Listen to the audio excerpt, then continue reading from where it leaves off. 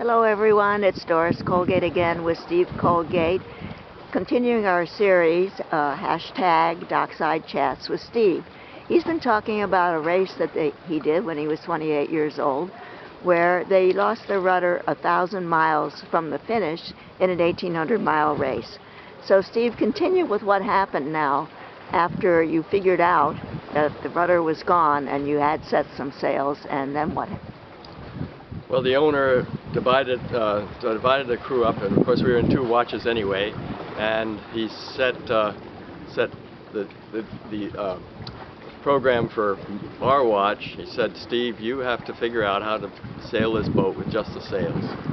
And so we had the jibs winged out, one jib winged out, one regular, and we tried to we had lowered the mainsail and the mizzen because of the wind strength, and we tried to raise the mainsail, and every time we raised the mainsail it would force the bow up into the wind, and so we set a staysail, the staysail in the middle of the foredeck, and set it to windward so that whenever it forced us up, the staysail would force the bow back down again.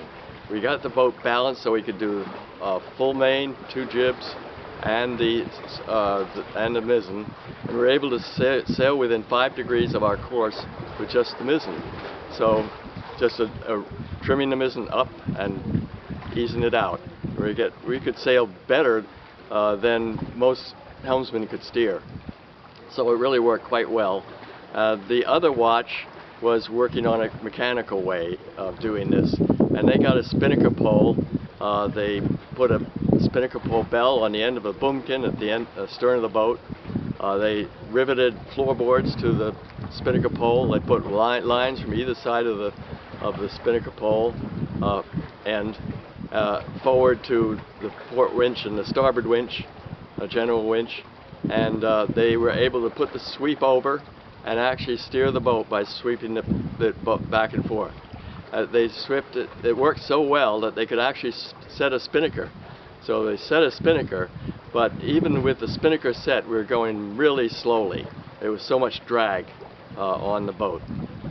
So we tanked that idea, and we went with my trimming the sails, and we kept on going that way. We got one day that was 200-mile day, which was back in those days, that was a decent day if you had had a rudder.